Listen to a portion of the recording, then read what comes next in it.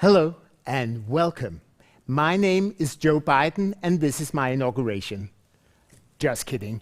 Welcome to Selected Works, the Frifelds Festival 2021 online edition. My real name is Eric and I'll be your host today together with Grit, who in a moment will present the program, the schedule for today. So over to Grit. Yes, hello, welcome to the second day of Selected Works Festival. I will take you shortly through the program of today. So, in a few seconds, we begin with Annika Lewis and Cassandra Productions presenting an excerpt of the performance The Soul Catcher. Annika will first make a small introduction, show the trailer, and then the performer Lisbeth Sonne will perform a small excerpt of the piece live in front of the camera. This monologue is in Danish, but not so long, so I suggest you English-speaking audiences to stay with us.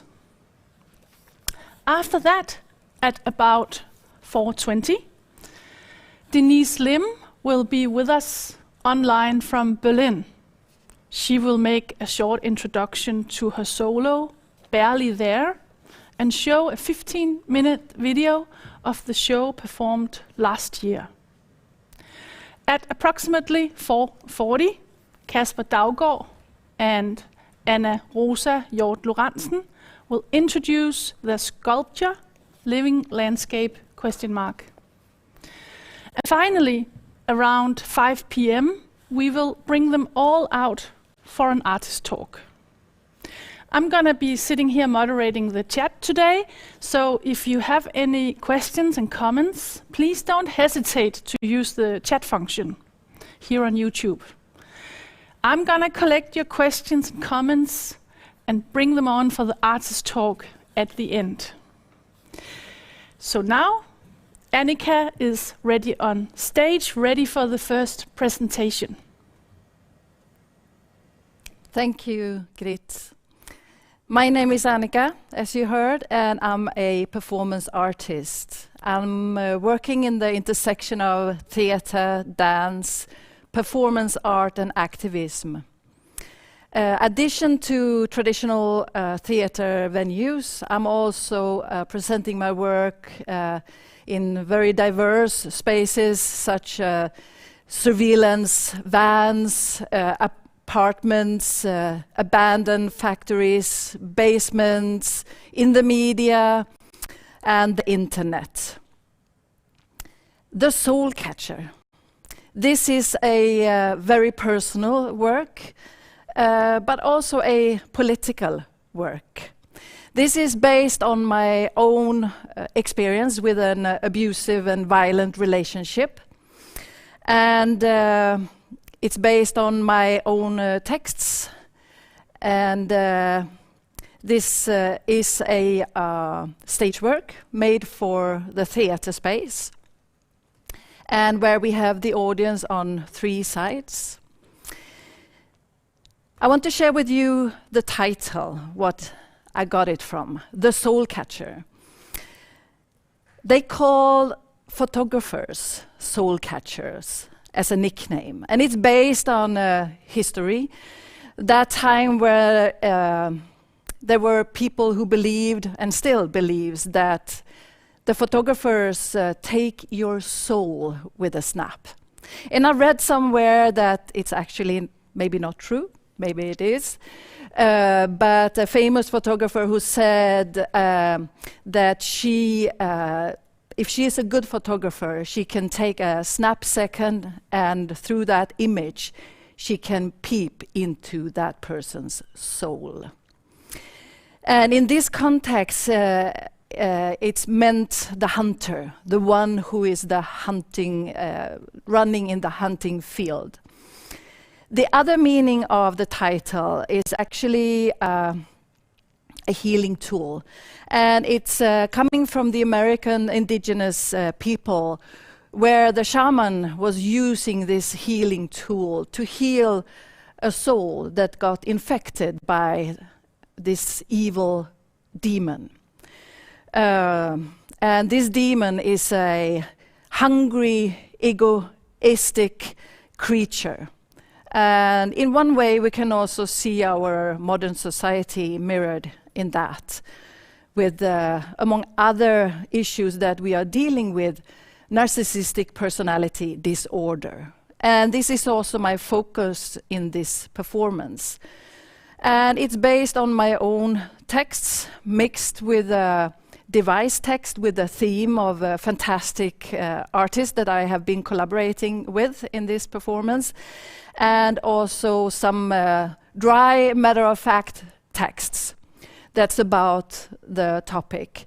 And with this performance, I wanted to share my own experience and knowledge that I gained through my experience with people that are standing in a similar situation, or maybe know somebody who are standing in a similar situation. So it's in one way a strange mix of a very artistic, fantasyful performance mixed with facts and tools that we can use when we meet a person like this, or are in a situation or a relationship that is very unhealthy.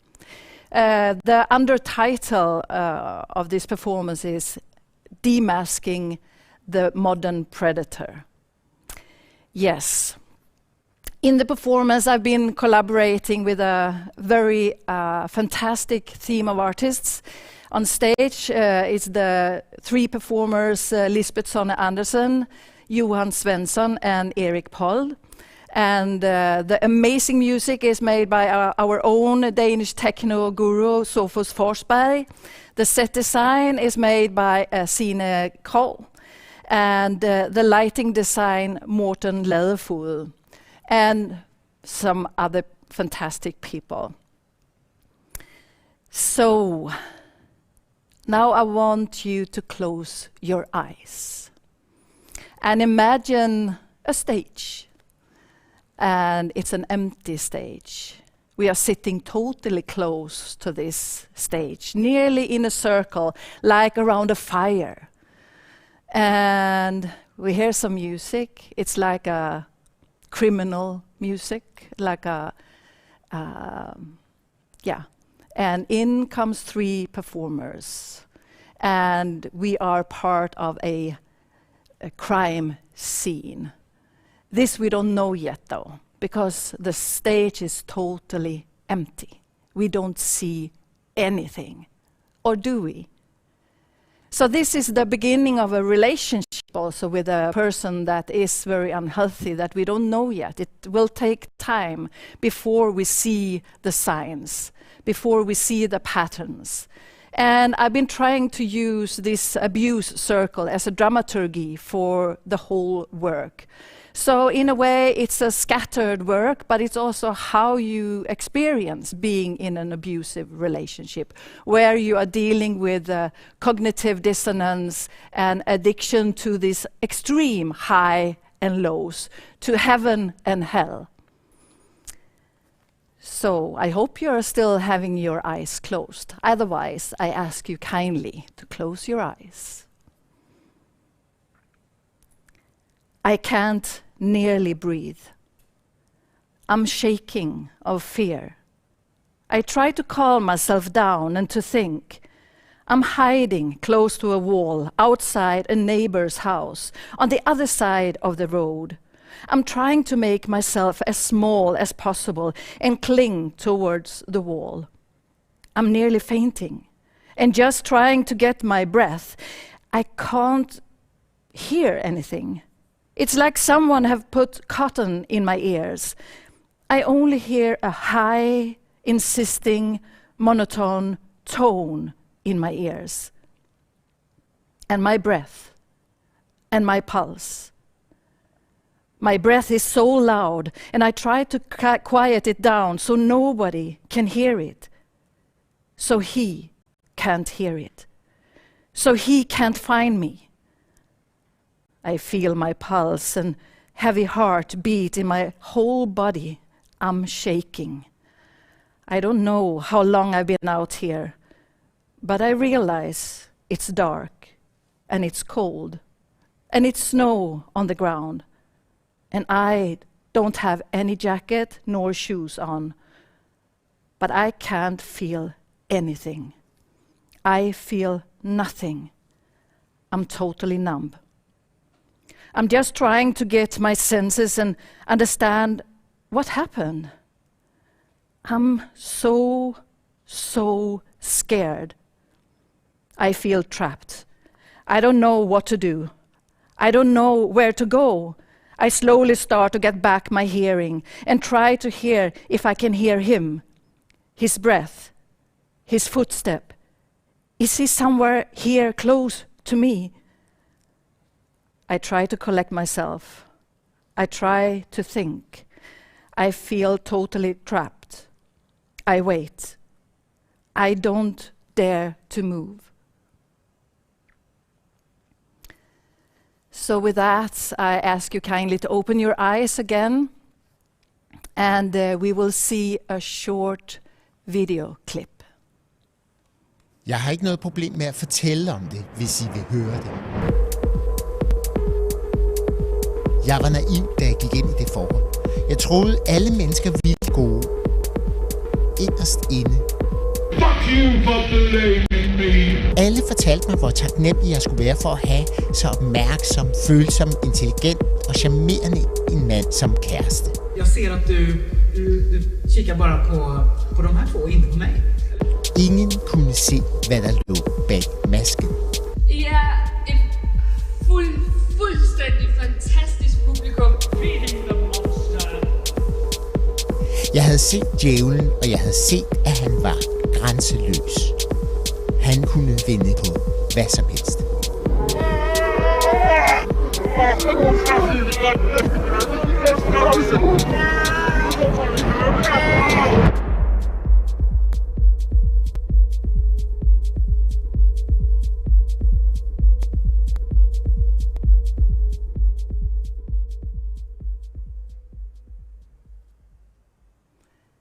So the performance is originally made in Danish, Swedish, and English in a mix. And we are now going to see a small scene. And this is with one of the texts that I have written, and it's one of the main texts in the performance.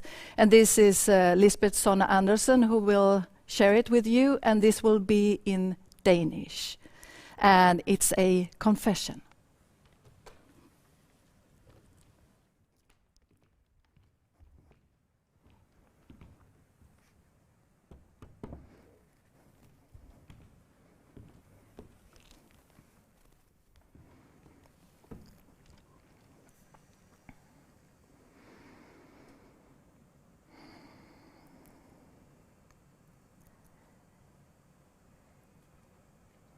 Vi havde kendt hinanden i over et halvt år, inden vi var sammen første gang.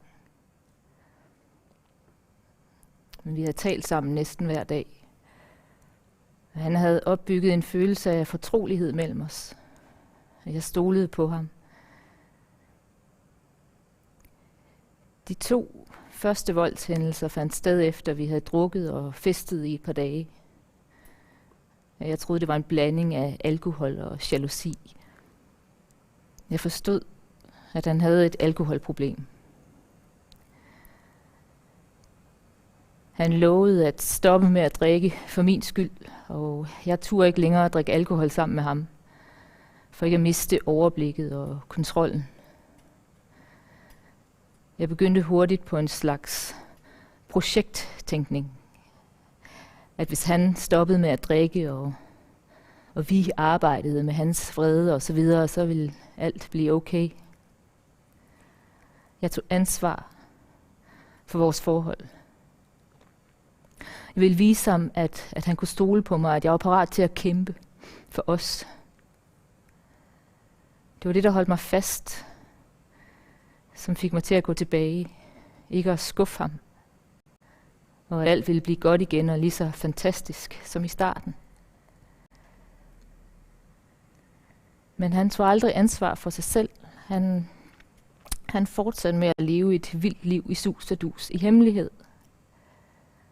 Jeg tog ansvar både for ham og for vores forhold, men glemte mig selv.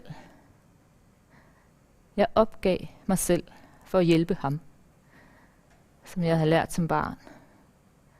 Mønstret. At hvis jeg hjælper og healer, så vil alt blive okay.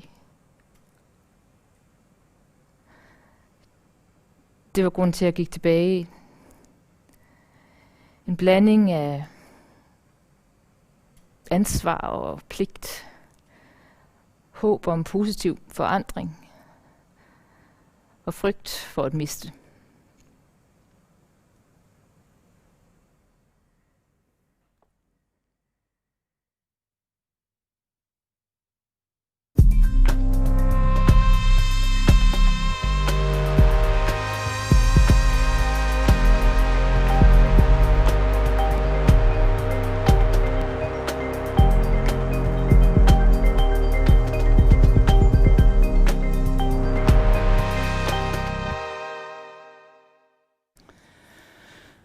Thank you, Annika B. Lewis and Cassandra Productions, for this excerpt of the piece, The Soul Catcher, with performer Lisbeth Sonne.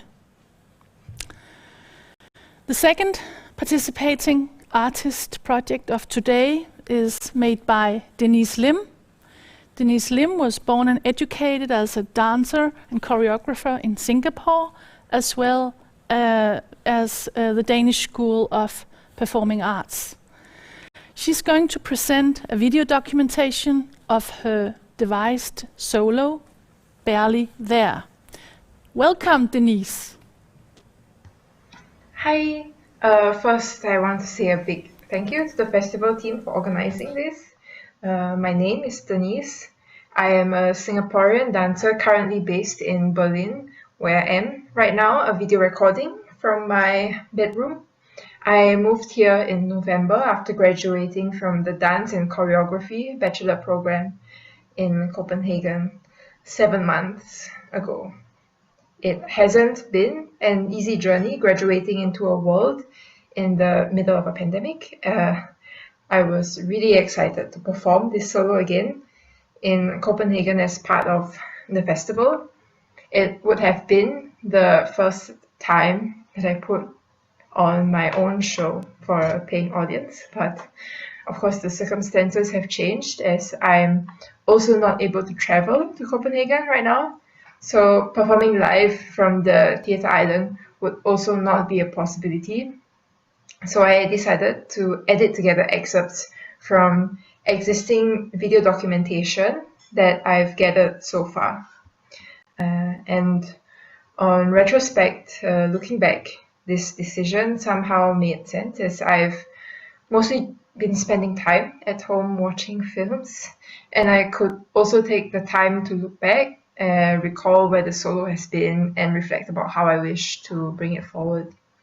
I embarked on this project in September 2019 as part of my final year project, where I was reacting to very specific circumstances that I was in at that moment. I had just returned to school after spending the summer in Vienna in the dance web program and was feeling very disillusioned with dance. So a large part of the project was dedicated to finding a way back to dance/dancing with the help of choreography. And it's been a year and a half since then. And of course, my relationship with dance has changed.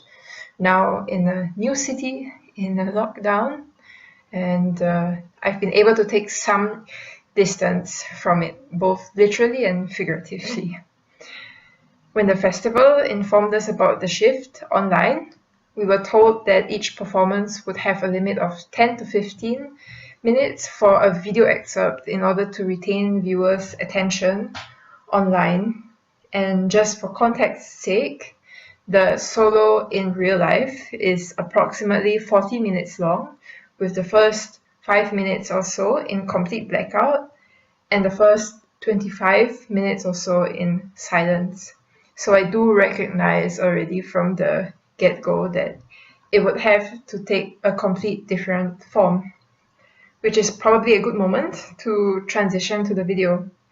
I want to thank Lara and Eric for feedback in the editing process of this video. And without further ado, I hope you have fun with this little cousin of Belly there.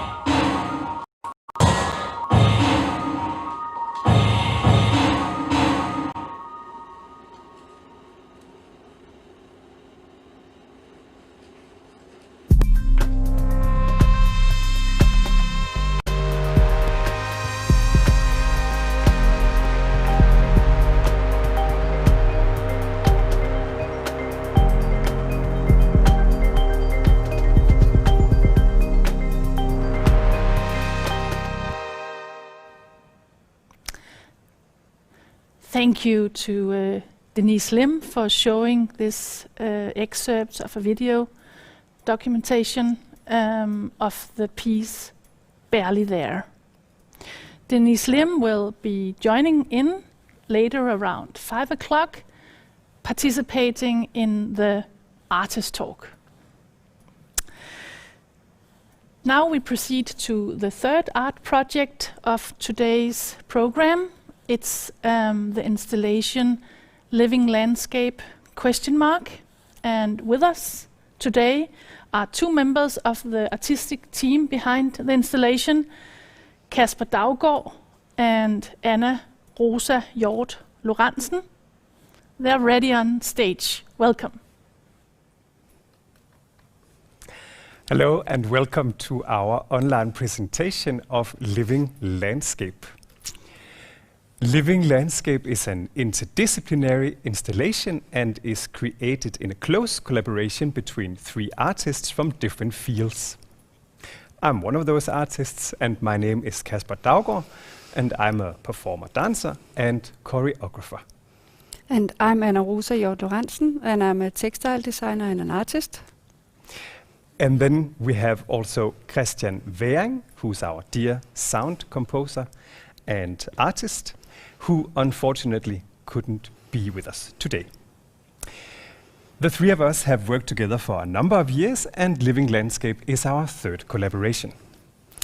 Living Landscape had its opening here in Copenhagen exactly 1 year ago in the exhibition space of Danish Craft and Design. And straight after we moved it to Odense, to the North Atlantic House, who also co-produced the work.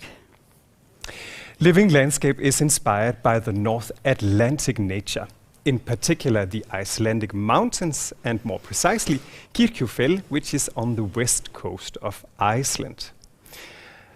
And we have a lovely image of these mountains here. We've specifically worked with the very distinct green and black colors of these mountains in order to create a sort of artistic imitation of them. The installation is about 3 meters tall and approximately 4.5 meters wide. And it is hollow, so you can walk into it. And inside, we have created sort of a cave with 2 stalactites hanging down from the ceiling. Inside the installation walls are mini speakers, and the soundscape we hear now is from the installation. Together with the Icelandic author Einar Gudmundsen and his brother, the microbiologist Gudmundur Gudmundsen, we have made a catalogue for the installation. And now we'll read you a short excerpt from the catalogue while we give you a closer look at the installation with images from both Odense and Copenhagen. The landscape floats with plastic. Literally.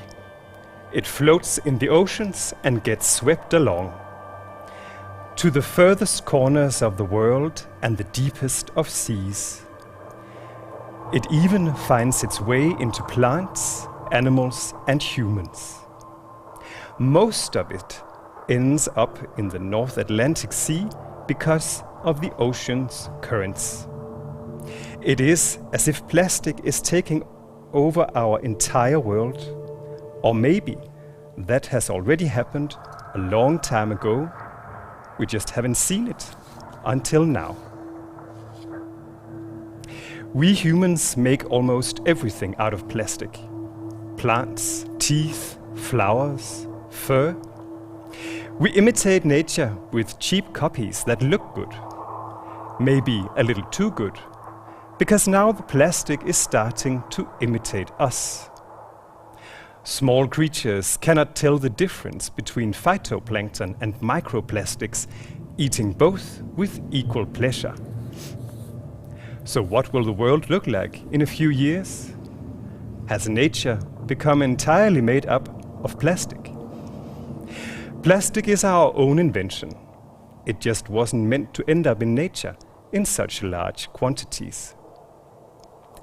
At the very least, we can try to clean up after ourselves. say sorry and clean up. So we thought, what if we build a sculpture out of cleaning supplies? They are made out of plastic. They cost nothing, and therefore we throw them out by the ton. That's the way it is with plastic, and why we must now clean the seas.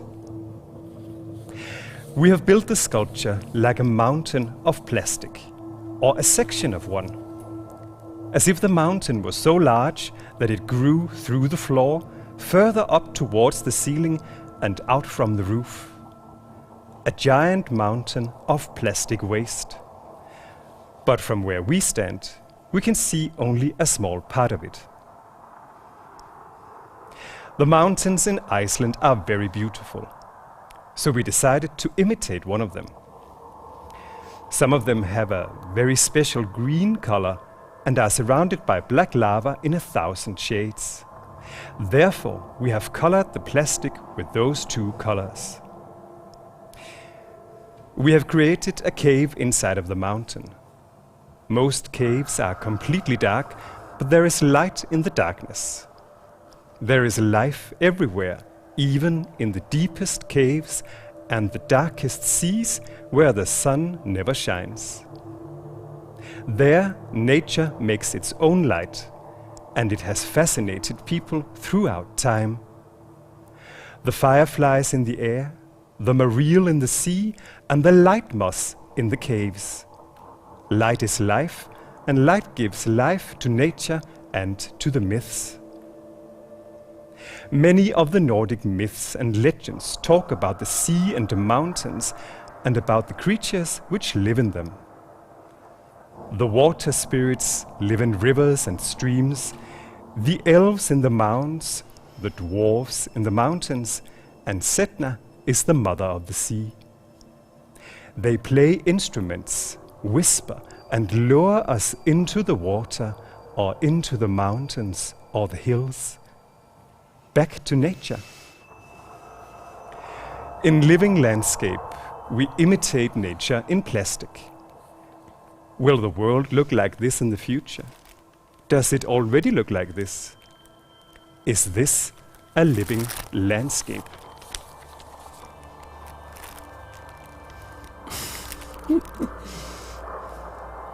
So these are some of the materials that the sculpture is made from. This is sponges for dishwashing, and tissues, and mops. They are all made of plastic, and we have colored them in green and black. The different materials retains the color differently. That creates a quite lifelike effect. In and around the installation are hidden a number of small motion sensors, which means that the installation is always alive and reacts to the audience like humans and nature react on each other. Inside the installation cave, there are two of these stalactites. They are made out of mops, fiber lights, and they are inspired by lava and stalactites, of course, and also light moths and fireflies. If you would like to know more about the installation, the Danish Radio Network has made a small interview with us on the day of the opening, and that you can find in the credits section on our site on the festival homepage. Thank you very much for your attention, and we hope you enjoy the rest of the festival.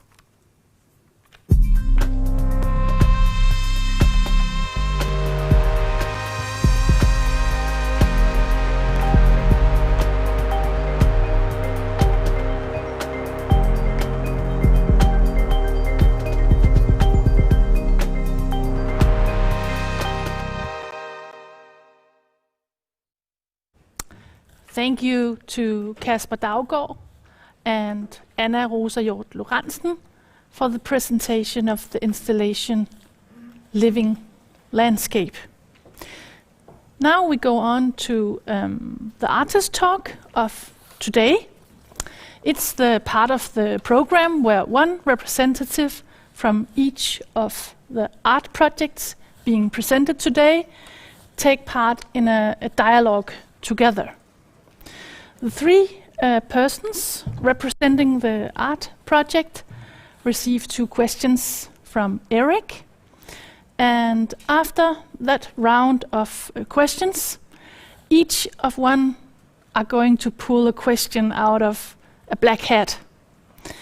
And the idea is then that all of the 3 persons, artists on stage, are going to answer this unpredictable question. So, but it's also here where you have the chance to influence the artist talk. If you have any comments or questions to what you have experienced so far in the program, please use the chat, and we'll bring on the questions into we'll pass it on into the conversation. So now back on stage to Eric. Thank you, Grit. And yes, we're ready here. We are a little bit ahead of schedule, but that gives us lots of time to have fun with this artist talk. And please join us online. Okay, also online is actually Dennis Lim from Berlin. Are you with us now, Denise? Hello, Denise. Yes, hello. Hello. Hi. How are you doing? Good. Yeah. Good. Wish All I right. could be there. Good. Okay, I will get back to you in just a moment, because with me here on stage I have Annika Lewis and Kasper Daugaard, and I will begin with them, and we have a round of questions. I'll get to you as the last one. Okay, Denise? Good. So, first up, Annika Lewis. We were wondering if you had any considerations, worries or things you considered before you made the decision to use your own personal story as material for the Soul Catcher. Can you say something about that? Yeah. Yes, I had. I was very reluctant to share my own story, both because it was pretty extreme, I felt, and disturbing in many ways. But then I realized that there were, or is unfortunately, lots of people who are standing in a situation where I feel that I could help out by sharing my story.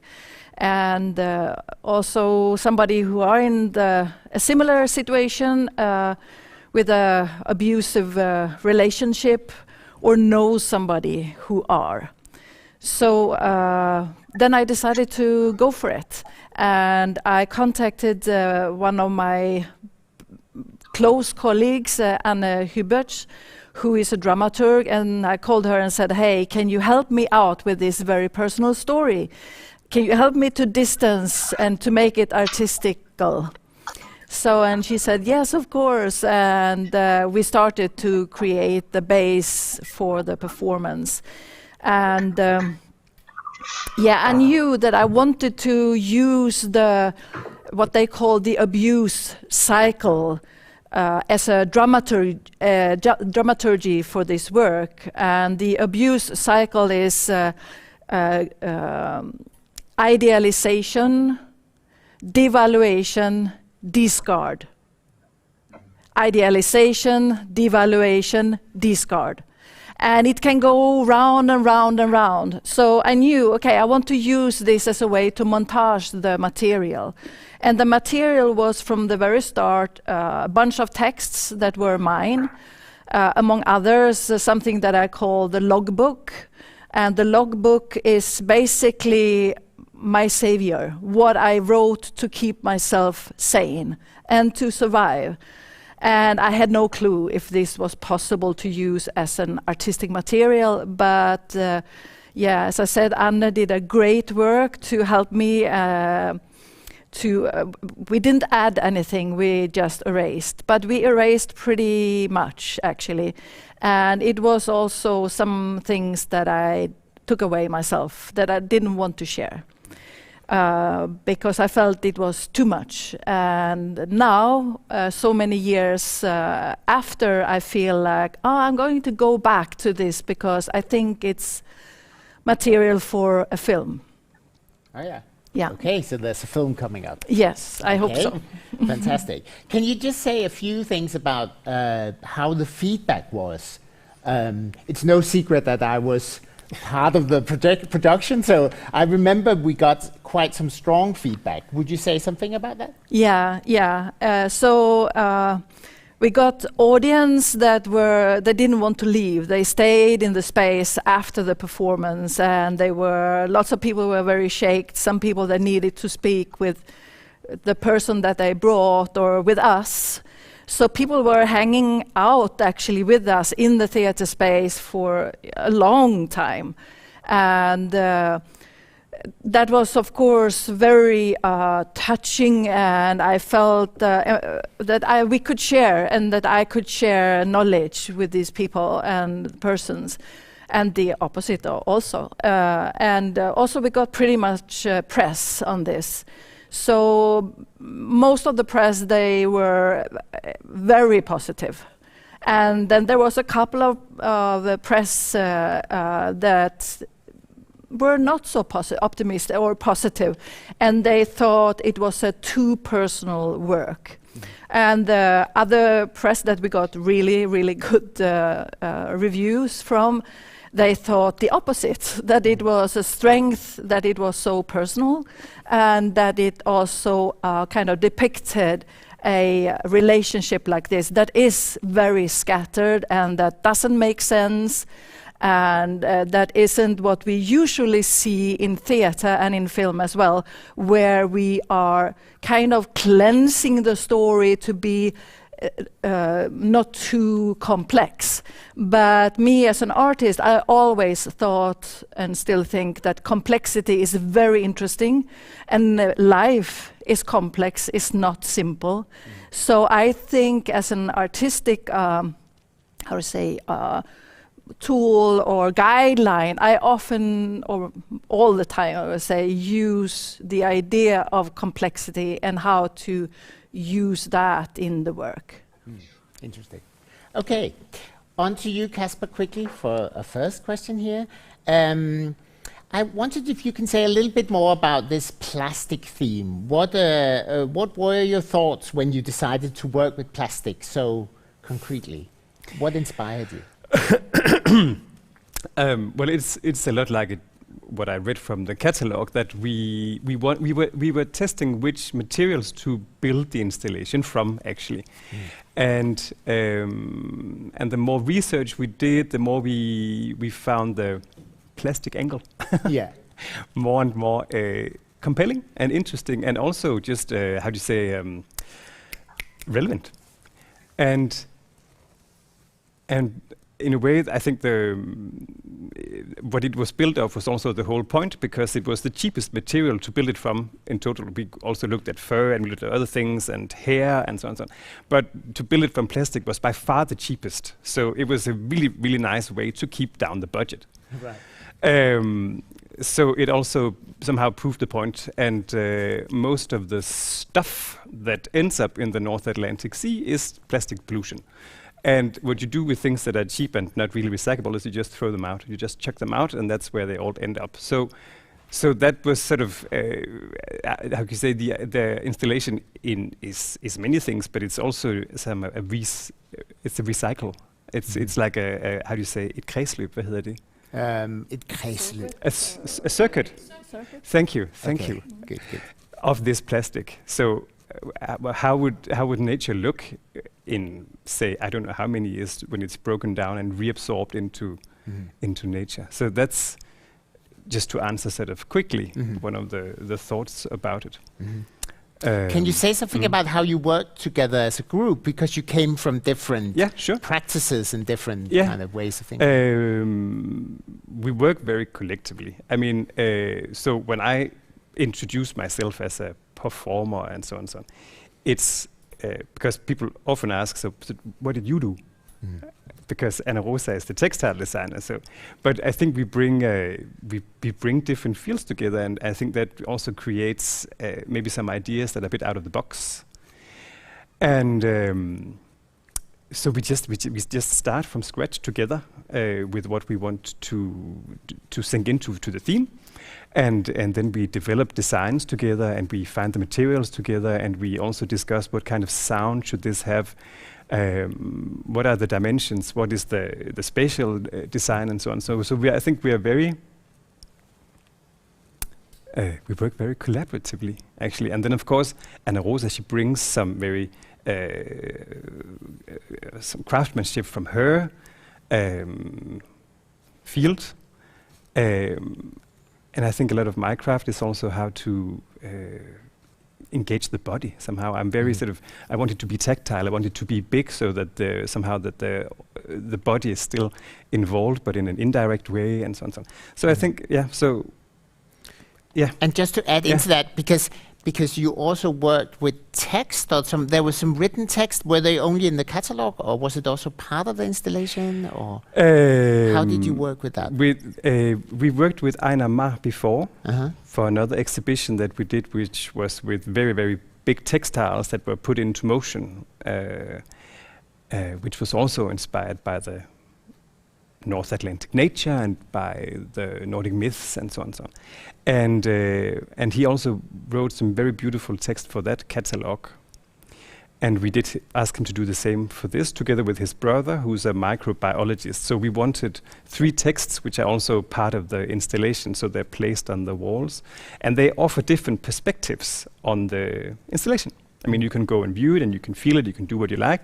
But if you like, you can also read these medium-long texts about our process, and about the sort of a poetic mythological perspective, and then lastly, of course, from the biologist, is the more scientific approach to plastic and plastic pollution. So that's how we worked. But how we work with, I mean, we worked with him twice now, but what we did both times is that we sent him continuously images of our process and how the work is developing, so he has something visual to look at, so he can respond to that. And sometimes, I mean, his thoughts are lovely, so we also try and, it resonates with us also. And then we just ping-pong the text out, and then at the end I got a text that was a little too long, so I just edited it and sent it back and asked him, is this fine? And he agreed. Yes. Okay. So that's, I think it's a very normal organic process, I suppose. Yeah. Sure. Okay. All right, then let's go online to Denise Lim. I just wondered if you could begin with saying something about the background for your work. I mean, the choices you made, and where it's been performed before. So yes, well, this echo, I'm hearing my own voice. Yeah, I see it, don't worry about it. No. Yeah, so it has its beginnings, as I mentioned, in school. And I spent this summer in Impulse Dance Festival, where I was taking like 2 to 3 workshops a week for a month, and watching at least one performance every day for a month. And it was a little bit this like too many. Hello? Yeah, we hear you. Okay. Like overwhelmingly, a lot of things, a lot of dance. I encountered a lot of dance within that short span of time. And returning to school and having like 2+ months to work on something, I decided to take this as like a starting point. And of course, some things stood out for me, and then I started from recognizing these things that I was drawn to. And when I spent time in the studio, I made myself recall the performances that I enjoyed, or the things that I did that I enjoyed. And so this is one of the things that I did. And I was inspired by how objects were used in these performances, and I tried to imitate what I saw, either from memory or from videos I found of these performances online. And if I can't find the same object, I grab whatever object that was already available in the room. So I wanted to find out what these performances, what it is about these performances that I was attracted to. And how I tried to look into it was to devise some scores and spend time with some scores, and then also in combination with doing various things, dancing, writing, and reading. I guess you could say practice came out of it, and then eventually a solo. Can you say something about the title, Barely There? How did you end up with this title? Yes. Honestly, like I'm not like entirely fond of this title, but yes, I can speak a bit about like how it came about. Okay. A previous title actually was Chasing Pavements. I did it after a song by Adele. Something about this pursuit that is like not attainable, or like somewhere where you try to go, but actually this place it just doesn't exist at all. Maybe. Also so that's how you reached that barely there, because it was hard to get there somehow. Is that it? Yeah, and also several other, and another layer, at least how I see it, is also like barely there, as if I'm almost not there, or as I am equally there as the objects and the space and the light and the sound of the objects, that everything is also there with me. Yeah, something like that. Okay. Thank you, Denise Lin. So this was the first round of hearing a little bit about your work. And now I just want to go to Grit quickly to hear if we have any questions online. Yes. Yes, we have questions for each project here. Okay. I mentioned a question for one project first, right? Yeah. Okay. So here comes a question for Annika B. Lewis. It's Christian Rossild that asks that question. He asks, Annika, can you tell a little bit more about the process lifting your personal experiences from being a very private issue to something you want to use for a performance? So I know you already touched upon that, but he asks if you can elaborate a little bit more about the process. Mm-hmm. Sure.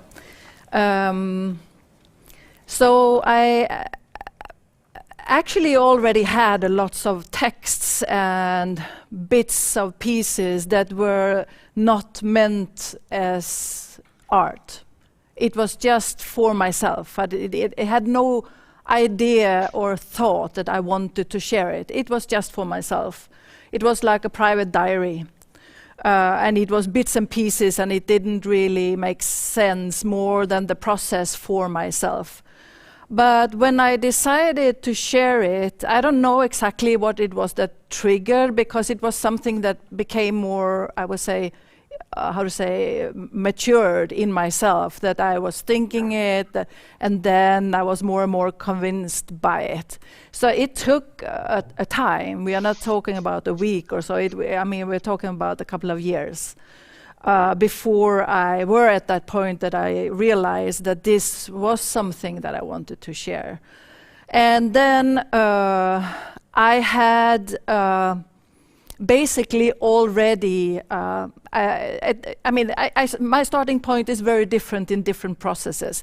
And in this process, it was texts. So I had lots of texts. Sometimes I start my processes with an empty space or a movement or a very strong concept. This was my texts. So I started by trying to organize them and see and understand what it was. And it was a collection, as I said, both with something that I called a logbook that later on became the diary. And then I had some texts that were my own confessions. And then I had texts that were that I created through a workshop, and that was English spoken words.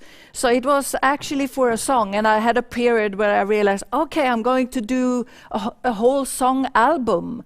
So I started to create that, and then I realized, no, this could fit into this performance.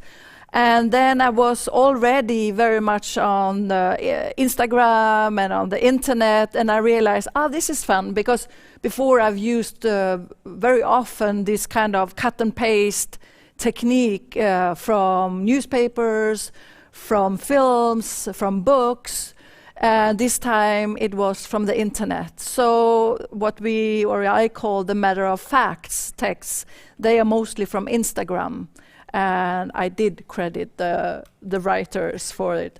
And then when we started rehearsals, I already realized that we are also going to devise.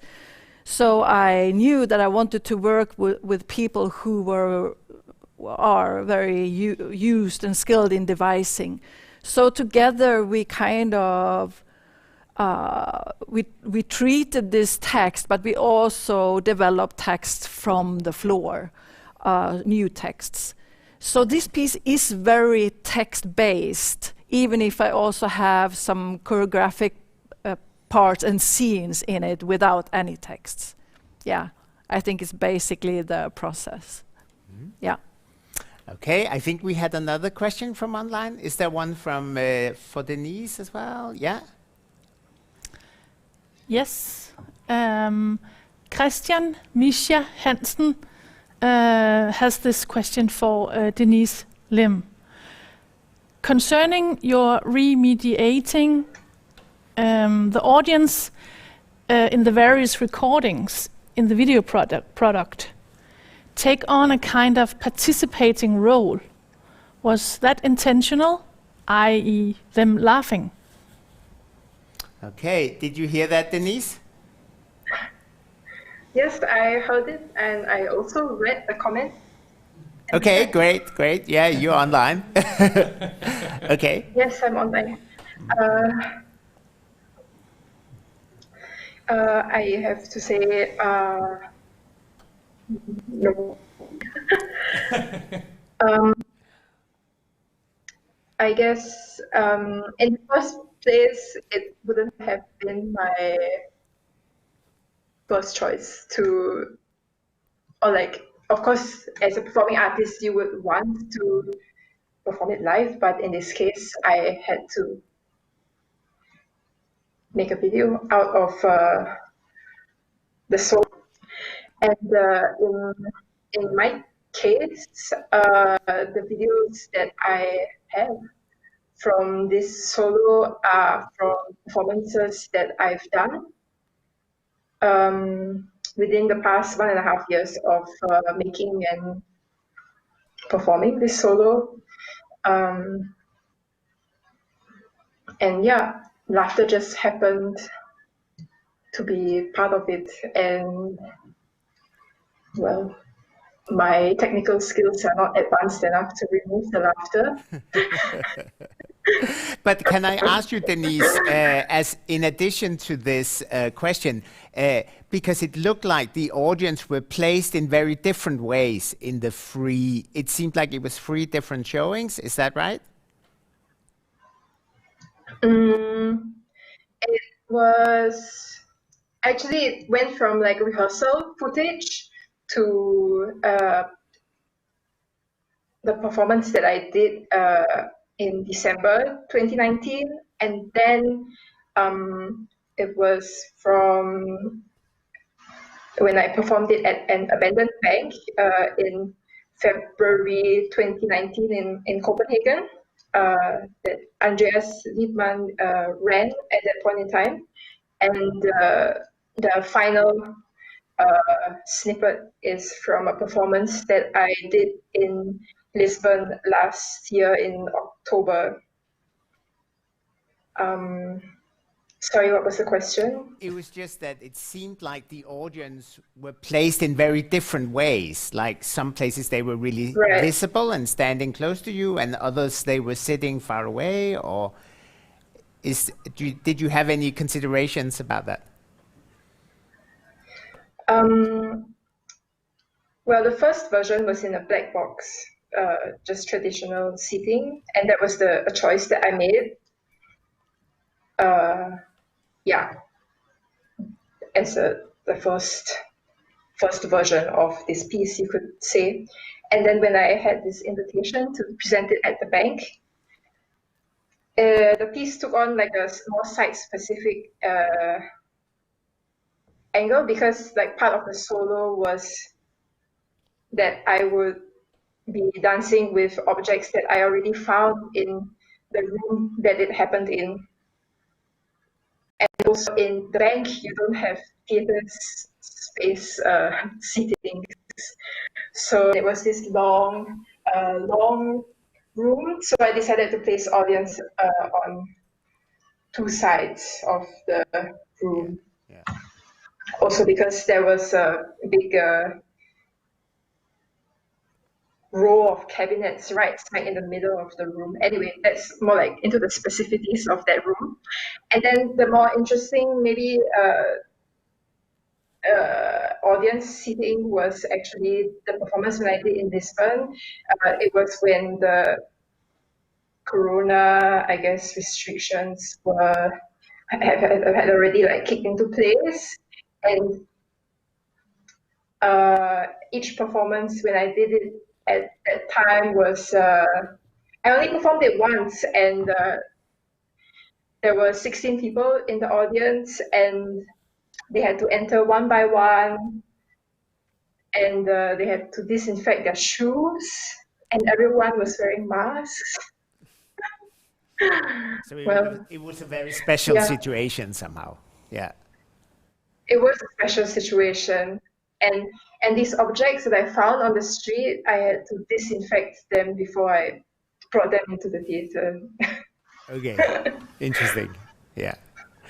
Thank you. I think we had another question online for... Yes, we actually have two questions for the installation, Living Landscape, question mark.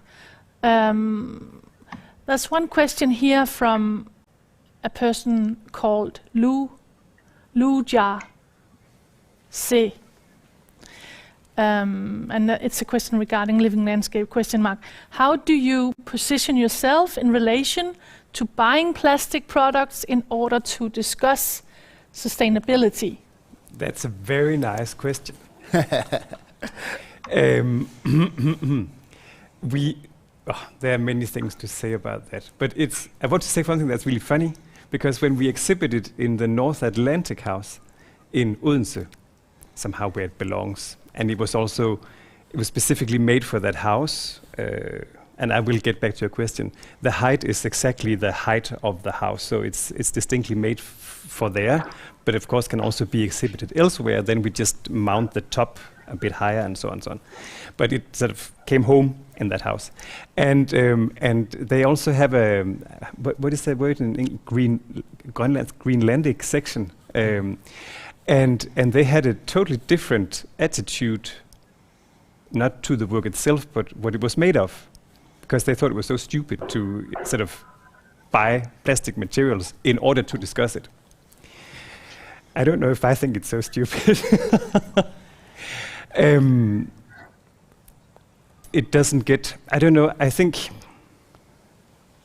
that's part of it, I think, and I think it's a good question, and I think it's good that the question is there. I think it is a trick question. I think we had to make it out of this material in order to discuss this problematic. We also thought about... But could you have used plastic waste or something? Yeah, we instead? thought about that, but we were sort of... How to... Can we color it? Where to find... But also because it had to be cleaning supplies, that was sort of a bit the concept. And yeah, I think that's the best way I can answer it, actually. And then we did a lot of research also where to find it. Mm-hmm. And we created a very special relationship with a with a dealer, a cleaning supplies plastic dealer okay. in Copenhagen, which gave us a good price. And that was actually the only way we could keep our budget. Mm. So I think the question is just there in the work. And yeah, I don't know if I can answer it in a better way, actually. I think it's a very valid criticism, but it's also a point, so to speak. Okay. Was there another question Yes. from there? There is a question from Christian Misha Hansen, who asks, living landscape, ? Was the space in which the mountain was presented thought about as a factor for the immersion of the experience? Yes, it was. In both places, actually. Well, yeah, it's how can you say, the dimensions are made specifically for the North Atlantic house, but the North Atlantic house in Odense is also made from very distinct materials that are imported from the Faroe Islands and Greenland and Iceland. So maybe you saw it on the pictures also, but it's surrounded also by specific wood, granite from Iceland, and so on and so on. So it sets a scene for the colors and for the installation itself. So yes, it was intentionally made for there, but it was also very nice to show it in a white cube, as Officinet is the space for the Danish arts and crafts, because it gets a quite different look there. And then if we wouldn't have this pandemic, we would have shown it in Aarhus in a place called Godsbanen, which is it's a big culture house. The inside is concrete, and we would show it in the lobby, and that would be a totally different setting again, because the space is so big and it's all gray and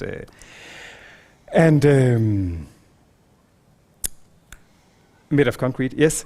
And also the audience there would be very different. And I like this change of scenery very much. I think it's so nice that every time we move it a new place, it also gets a new audience. I like this very much. We have lots of children who also watch it, but also in Danish arts and crafts, it's the next door neighbor is the design museum, so you get a lot of design interested people. So when you meet them and talk to them, because we talk to really a lot of the audience, you get a certain kind of response. When you move it to the North Atlantic house, you get something different. And if we would have shown it in Godsbanen, and I hope we will at some time, you get a very, very mixed audience, because some people come for the festival, but it's also just a culture house. Some people come to use the restaurant. So it's an open space. And I like that the work meets so different audiences, and that we also do it. So yes, thank you for the questions. Yeah. And are there more questions coming online? I have a feeling there's an active audience. Online. Not online. Let's look at the black hat. Okay, so we're going to pull out the next question from the hat, but keep the questions coming online. We'll keep an eye out for that. So this is the game. Okay, so I'll have one artist now, Annika, will pick a question from the black hat. It's a big moment, and all three artists will answer the same question this time, okay? So here we go, Annika, if you dare. Okay. Okay, here we go.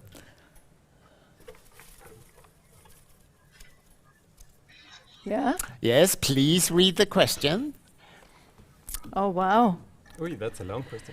What does solidarity mean to you in the context of independent field of performing arts? What does solidarity mean? Okay, so that's a big question. Who wants to go first? Denise? Would you like to answer that question? Do you want to hear it again? Shall I read it again? Yes, read it again. I think it's this. Yeah. You'll get it once more. I read it again.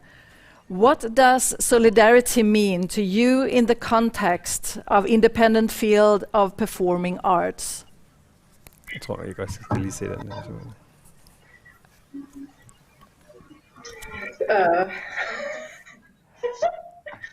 Is it okay if I'm not going first?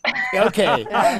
Okay. I think maybe actually I think Annika is ready. No? Yeah. Oh, it's a big question. It's a big question. Yeah, I think I want to drag it into today, and I think solidarity is always important, and I think empathy is a part of that. To empathize with other people, and especially in the times that we are in the middle of this pandemic, and it's very important to be solidaric to other people and to each other. And the independent performing arts field, I think, is struggling with this issue, and I think one of the main reasons is that the field that is pretty small compared to other arts fields and compared to other works, and it's so few means and so little resources and so little money in the field. So I think lots of people involved are pushed into a incredible stressful situation. And I think when humankind is facing stressful situation, very often not the best sides are coming forward. Okay. So I think to be a little bit harsh, if we come back to the independent performing arts field, it's a little bit too much elbows and a little bit too much exclusivity. And I think generosity is a very good trait, and I think we should be more inclusive. More inclusive. Yeah. What do you think, Kasper? Is there not enough generosity, do you think, in the independent field? I'm not sure I have anything very interesting to say about this at the moment. Maybe I will later, honestly. Yes. Yeah. But do you feel like that you get enough help from fellow artists in the community, or are we all more competing with each other? What do you think? I don't know. My mind is going somewhere else when you ask it, because I'm not so. I don't know. I think I get plenty of help, but I also really had a big urge to branch out into other fields. Honestly, not because I was tired of this field or anything, but I just I really wanted to reach out to new audiences and new collaborators, and I felt that when I did that, there was a big sense of generosity and interest. I also felt a big sense of generosity and interest coming from where I do. Not saying that I don't understand what Annika is talking about, but I think that was more my concern than talking about, my concern, personal, than talking about solidarity. Yeah, I think that's maybe more sort of, that's where my energy is, I think. What do you think, Denise? I mean, you are sort of a little bit new in the field now. Do you find it very competitive?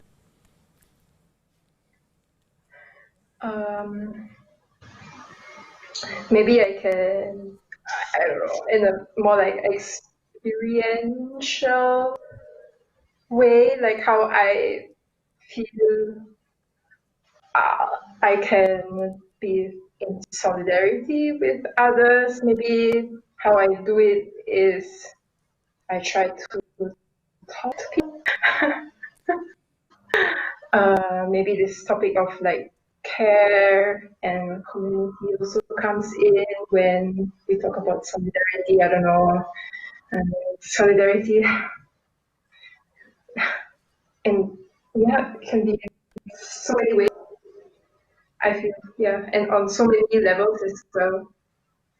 That I don't know, independent field of performing arts. Like I don't know. Where are you based? You're currently based in Berlin, is that right? Yeah.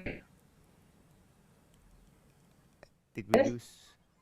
Did we lose the connection quickly? Oh, hello. Are you currently Yes. based in Hello, Berlin? hi, yes. Yeah. Yes. And is it different in Yes. Berlin compared to Copenhagen, do you think? Well, I mean, I haven't been here for that long of a time. So, like, and the time that I've been here, it's been locked down since. So it's theaters have been closed for the time that I've been here. So I can't really say so much about the No. scene in Berlin. That makes sense. No. Okay, well, luckily we're saved by the bell because I think there is a question online. Is that right, Kate? Yeah, a different Yes, question. actually, I have a question for Kasper regarding living landscape. Question mark. It was just what you said because yesterday we did an interview with Ivo Demchev from Sofia in Bulgaria, and he explained how he established this atelier Mosai in order to also create a community for younger or emerging artists. So I was just curious, addressing this question to you, because are you concerned with, one thing is that you found or experimented with working in with new formats and reaching out, as you said, for new audiences. But are you concerned? I know you also have a culture-political background. Actually, all of us present here have been organized or some of Annika is actually an active member of the organization of independent stage artists. And I'm just curious if you have any considerations about how to support artists that are just graduated or emerging artists. Yes, I would say. I mean, I can't roll out a plan for you just like here, but I think thank you for bringing up my cultural political background. But the thing is that I think if we really want to talk about solidarity, and if we I think what we need is basically we need a framework in Denmark for handling some of these questions. We don't have a cultural politics. We have it in some of the cities, and there they can be very, very how do you say, well done and well written, and but I think we need, for example, we need a cultural politics in Denmark that asks questions and also try to speak sort of how do we establish a good food chain from the educations through the system towards and so on and so on. How do we take care of the new talents and how is it done?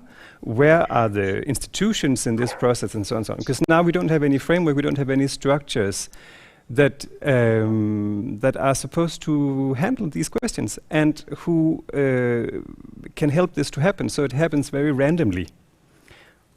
And I think that random is maybe not really the option for questions like these. I mean, why we put so much money into education if we don't take care of the talent that comes out?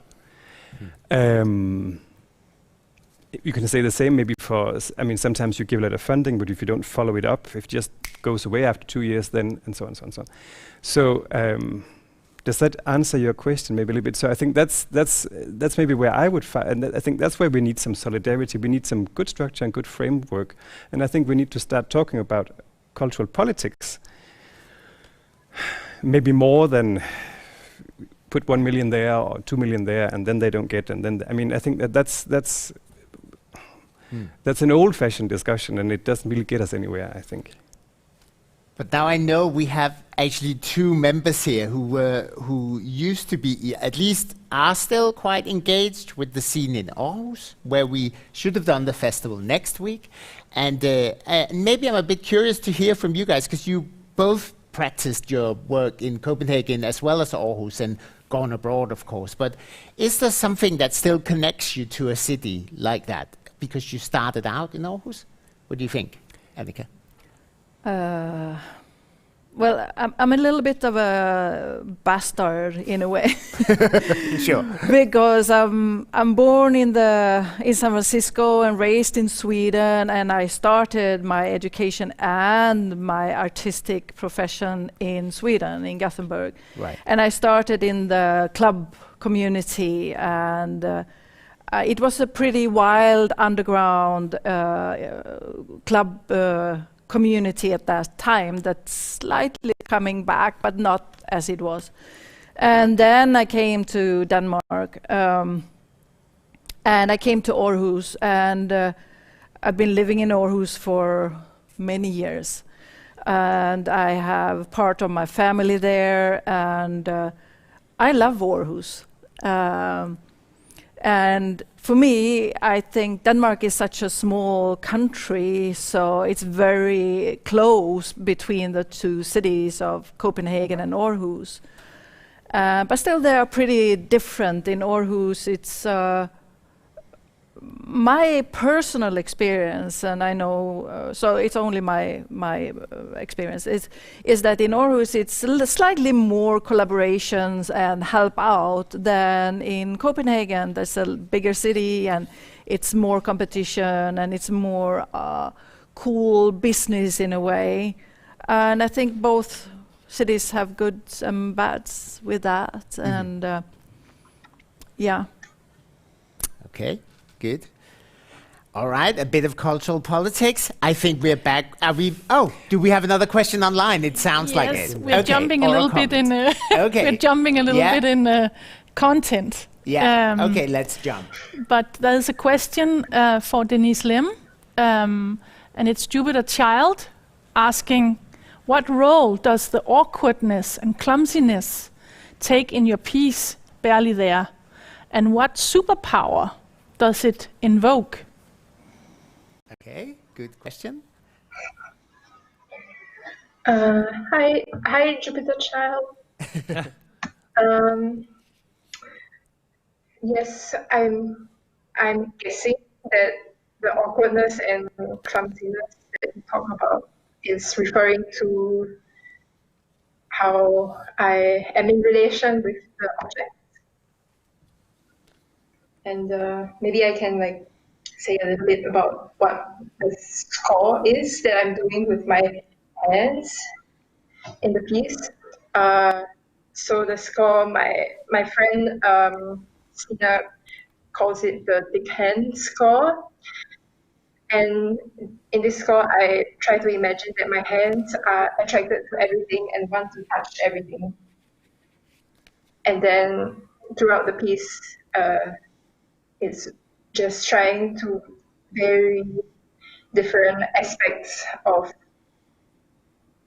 how this score is being done. So, for example, doing it without the light, or doing it without music, or doing with music, or doing it without touching the objects, doing it slow, doing it fast. So, awkwardness and clumsiness. I think I was also curious to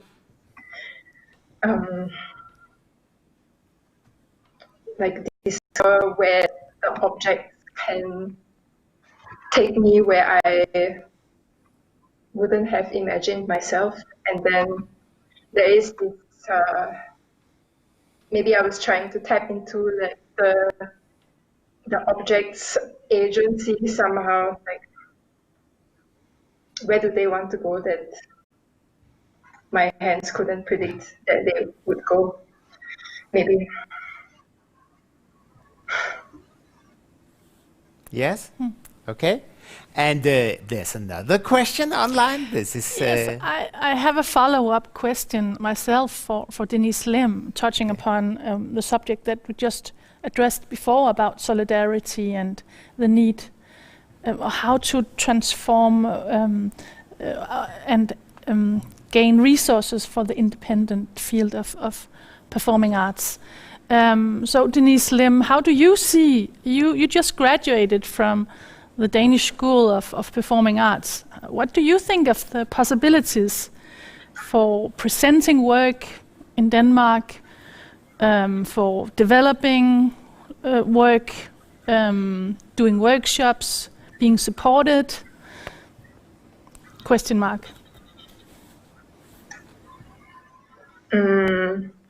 I think firstly, I feel very supported by this festival team that I get this opportunity to present this solo in Copenhagen, considering that I graduated 7 months ago, but yes, possibilities for presenting and developing, I guess, yeah. For me, I don't know, I try to keep in contact with my peers back in school as a way to, I don't know.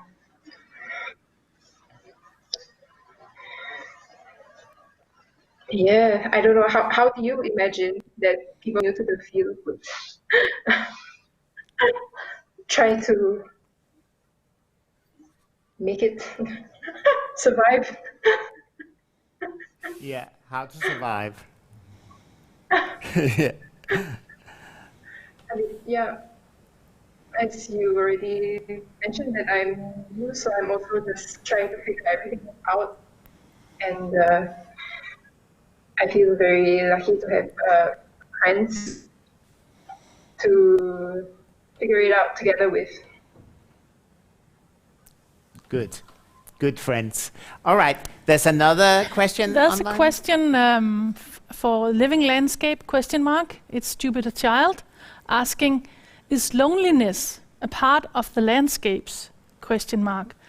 And what dream do you attempt to achieve with this living landscape? And what does the future look like for insects in a living landscape? Okay, good questions. Those are lovely questions, and we actually talked about them a lot. Also because this is going to be a little bit blurry, but some of the things that we research into, and some of the things that Anna Rosa is doing now, and some of is really sort of also how does the insect see the world, for example, which colors and so on and so on.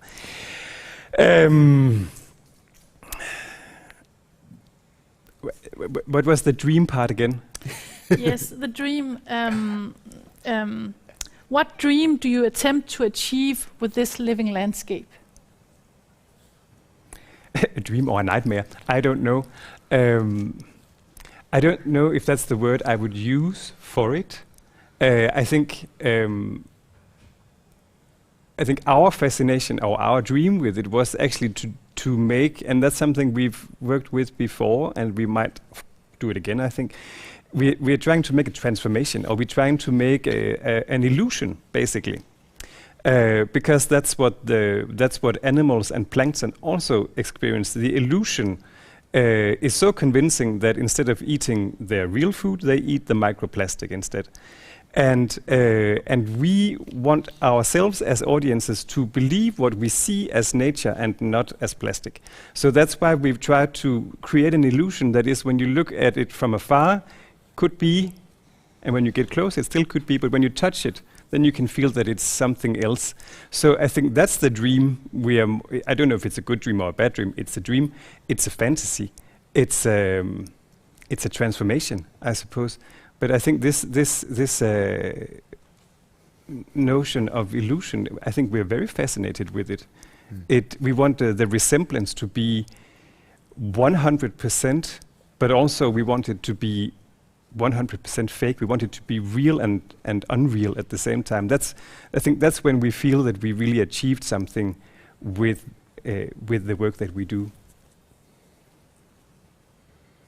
I hope that was a satisfactory question. Could you, Jupiter Child asked about the insects. Yes. Could you imagine bringing in artificial responsive elements in the work, like insects that are robotic or robot insects?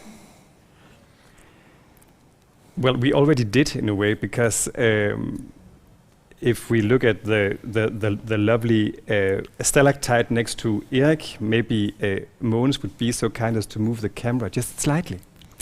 It's hanging right here. Yes, the little lights that are inside the, I don't know if you see them so well now, but they are very, very small, tiny lights in them. And of course, they're not robotic insects, but we really tried to create the sense of fireflies, or what is known as light moss, which is fluorescent moss that grow in these extremely dark cages. So we already tried to imitate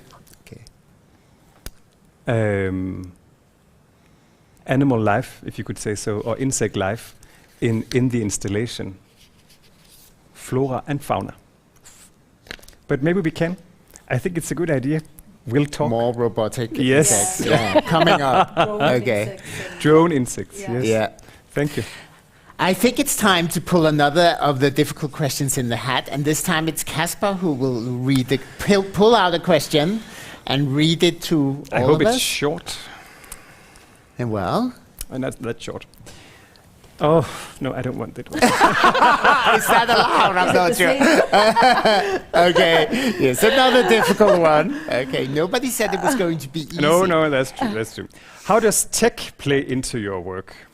How does tech play into your work? And by tech we mean? So I guess we mean all kinds of technology, like video. For instance, maybe you would start with that, because there's quite a big video element and technical element somehow in the Soul Catcher. Yeah. How does that play a role, do you think? I often work with video and live video and sometimes also internet and streaming. I've been doing that since many years. And in this last work, the Soul, or one of my last works, in the Soul Catcher, we are both using live camera elements as a part of the storytelling. In a way, pretty simple, but it's still a live camera, and we had to solve the issue with a long ledning wire. Wires. Thanks. Oh, right. Yeah. Thanks. Wire, and so we had to find out to do a wireless solution. Mm-hmm. So that was a little bit like a new thing to do a live camera with a wireless, because I've been using small wireless surveillance cameras before. Mm-hmm. So this was a big camera. And then also we have some pre-recorded videos on a big screen. That's a part of one of the choreographic parts with like a healing ritual. And we also have microphones on stage. It's wireless microphones. So I guess it's like an integrated part of the work often.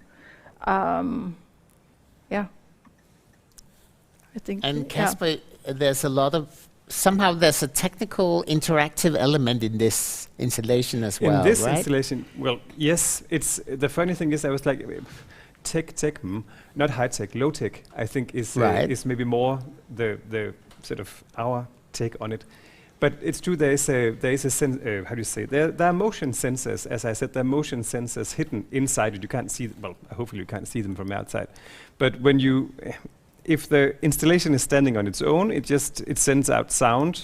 But when you approach it, then the sound will add new layers, and it will speak, so to speak.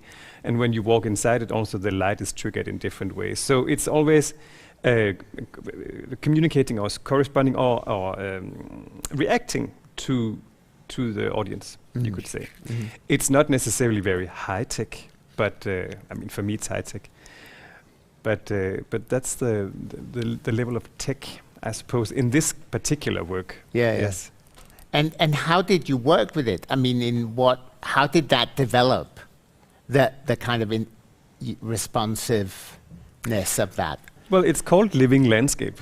Right. And it relates to a lot of things. It relates to, as we had this very nice question, sort of, what does the world look like? What does the nature look like in many years? Is it still alive, or is it alive in a different way, or is it partly alive, partly plastic? But also, I mean, nature is a living thing, and a lot of the myths that we also draw inspiration from are all about animism or how do you say, that nature is alive. It's also a thing. It's an organic thing, and it's it's with it's sentience. How do you say? It's alive. And we wanted to also. So could we make this installation come alive? And we could by making it responsive. We thought so. Living landscape means a lot of things to us. It relates to. I mean, also because nature and humans, they have an impact on each other. Of course, they do. Denise, do you have anything you'd like to say about that? Your use of tech, whatever it means. Yeah, my use of tech. When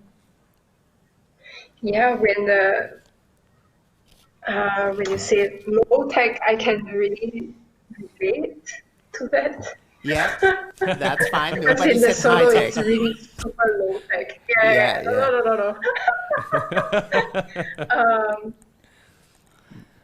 No. Sometimes when I think about it, I also feel quite pathetic in a way, like, because somehow it's also playing into this like stereotype or like cliche of like the dance artists like doing everything by themselves. Like the sound they make themselves, the costume they make themselves, and the light they also decide by themselves. And in the solo, I only use one lamp. Yeah. And when I was in school, I would like plug the lamp into a different socket, and so I didn't want to do that. And I asked technician school if it would be possible for him to put some wheels on the lamp. So it's really a DIY situation. And he said like, wow, this is the first time I built a moving lamp. Manual moving lamp. Manual moving lights. Yeah. Yeah. So for you, it was important to be able to kind of control it yourself, right? That's the light or the tech somehow. Yeah. Maybe it also plays into this idea that everything has an equal role in the performance. That the light should be as important as any other thing, as the movement also. Okay, good. There's another, we should pick out another question from the hat. I seem to get communicated now. And so actually, this is one of the harder parts because I wanted you, Denise, to pick out a question, but I don't think your hand will reach into this. But, okay, let's try. Okay, following your hand. I'm picking out this question. Okay, let's see. Okay, so this question is again for all of you, and the question is, what makes a great artistic process for you? What makes the process great, do you think? What are the elements? Who will begin? Annika? Should I begin? Yeah, sure. Well, I think it's a good process where everyone feels that they are contributing to the creation, and that everyone's also feel that like they are a part of and responsible and have ownership of the material. That's a great artistic experience, I think, or creative experience. And sometimes it's even so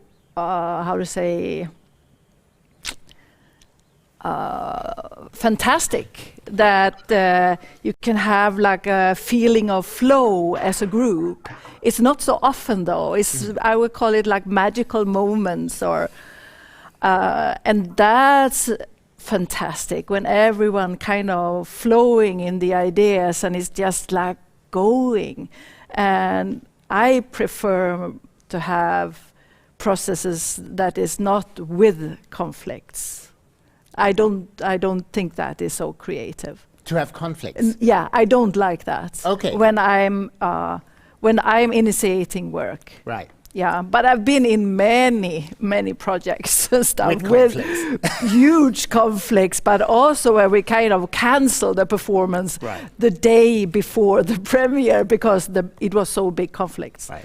So, but when I prefer, and when I'm initiating and when I'm deciding, I prefer, to have a good atmosphere and that everyone feels that they are contributing and owning the material. Yeah. And you, Kasper? Yeah. What's the element of a great process, do you think? I don't know. I really like to collaborate. I think that's something that really works for me. I can also work on my own very nicely, but I feel very drawn to working with others. I really like it, and I think for me it's very important to feel safe. I think also in relation to what you said, I don't thrive on conflict at all. Maybe some do, and that's fine. I don't at all. It just shuts me down. I mean, I don't mean that we can't have an argument, but like a constant conflict or something. Right. It's just stressful, I think. And then I think maybe also it's to always sort of lift the bar a little bit. Sort of the level of information in what you do is always maybe a little bit too much, or a little. So that you sort of keep at the edge all the time. I think that's interesting.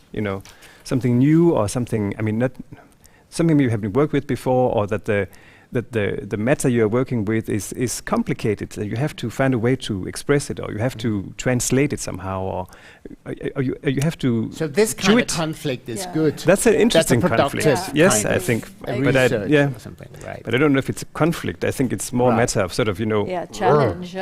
Really chew into the material. I think maybe challenge. Yes, challenge yourself. Yeah. How about you, Denise? What makes a great process for you, do you think? I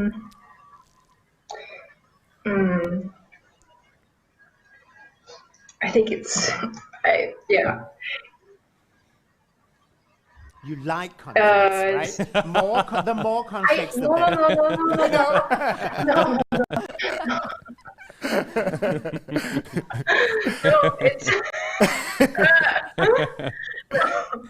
No, it's very interesting. I wanted to say to get answers of you back in Copenhagen, because I mean, I don't know. For me, I'm 22. I've been in so many artistic processes, and somehow like it's still this like shiny new thing a little bit, No. Anyways, how I would answer this question is, I think that a great artistic process for me is when everyone feels seen. Yes. When everybody feels seen, like everybody is participating and seen. Is that what you're saying?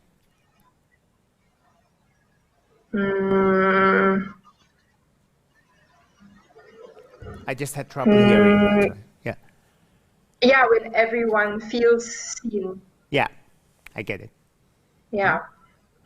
And so, can I just add, so do you think a good artistic process gives the best product, or is it not necessarily like this?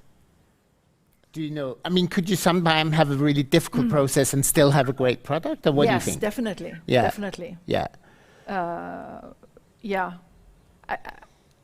I'm not sure I can say that a good artistic process is the same as a good result or product, but most of the time, or maybe all time, from my personal experience, it has been. I've been into fantastic processes where it has been so easy, and I felt that the product or the result has been were amazing, but maybe not the critics. Right. So then it's a question, so what do we mean with a good result or a successful outcome? What do we really mean with that? Who gets to decide, right? Who gets to decide if the result is successful somehow? Yeah. And what do you think? who Who decides that, do you think? Who decides? Who cares? I mean, Okay. I decide. You decide, I exactly. decided. Honestly, I think I decide. Yeah. I think I have. Sometimes when you think you really did your best, then it's what is the word? It's indestructible. I mean, then people can criticize you as much as they want, and it doesn't mean anything. Yeah. That's really Because you believe in it yeah. somehow. Because Yeah. then you have the feeling that that's really what I wanted to do, and then it's not that I don't care. It's just I can totally hear it, and maybe they can also be right with things, but it doesn't change anything. It's I don't know what the word is in English, but I don't know. Indestructible is probably the best way I can describe it. So there, I don't care. I think it's you are more open to criticism, and it hurts more maybe if you didn't get there, because I think it speaks for itself actually. Yeah. But I don't know. I think a lot of people know this feeling of there it is. Yeah, but I think in the arts, and especially in dance, we have a terrible tradition of really oppressive structures and I would call it terrible artistic processes that I feel is not very constructive at all. Right. And I think it's in a way, it's like in a way. Me Too without the gender or the sexual part of it, but Right. it's like about power and, as you said, who decides and stuff. And I think there is still, we are struggling, or maybe not struggling, I think we are struggling with some structures that is very, very old-fashioned in the performing arts field. And again, especially in dance, but there is also a huge field in dance that is very, how to say, creative and up-to-date concerning power structures. But yeah. And what do you think, Denise? Are you concerned with power structures when working? I mean, what do you have a take on that somehow?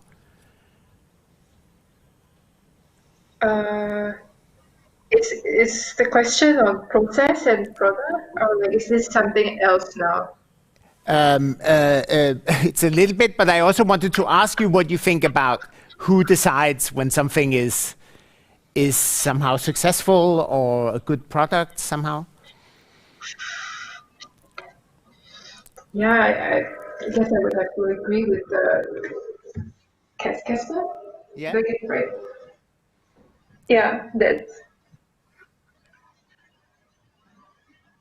the artist also should have a say in it, I guess. Yeah. Yeah. The artists decide. But also, like, Yeah. but also the process is also somehow like doesn't end in the product. It doesn't end. Is that what you're saying? Right. Yeah. Right. Yeah. The process continues somehow. Right. Good. All right. I think we're sort of approaching the end of this great artist talk. I wonder, do you have more questions online, Kate? No. I just had one comment for Denise. It's Jupiter Child commenting or telling Denise, the title of your piece is really captivating and irresistible. Okay, that's nice. All right. Maybe the title is right, after all. Yeah? Okay, well, thank you so much for joining into the Artist Talk today. Thank you to Annika Lewis, Casper Daugaard, and Denise Lim online. Thank you. And thank you. Thank you. Over to Grit. Yes, Thank you. It was the second day of Selected Works Festival. We have 3 more days to go, so just keep on commenting, proposing things on the chat. If you feel like answering some of the questions here, for instance, about what does solidarity mean to you in the context of independent field of performing arts, or other questions that you found interesting, please go ahead. Write it in the chat, and we'll bring it on to tomorrow's transmission. Back to Eric on stage. Yes, just saying thank you from here, and thank you for all of you guys watching and participating online. We'll be back tomorrow at 4 with another great program, so please come back, and we hope Joe Biden did a good inauguration. We're done from here, so thank you and good night.